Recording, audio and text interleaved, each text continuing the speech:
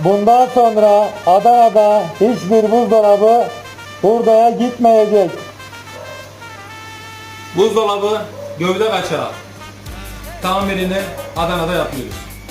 Fabrikanın döşediği gibi soğuk duvarı baştan döşüyoruz. Dolapları hayata döndürüyoruz. Artık Adana'da hiçbir dolap çöpe gitmeyecek. Kapat. Usta başka şehirlerden arıyorlar. Ona ne yapacağız? 81 tane Bulgar teknik diyoruz ki bir tane var. Yapacak bir şey yok. Onlar da kendi şehrinde iyi bir usta bulacak.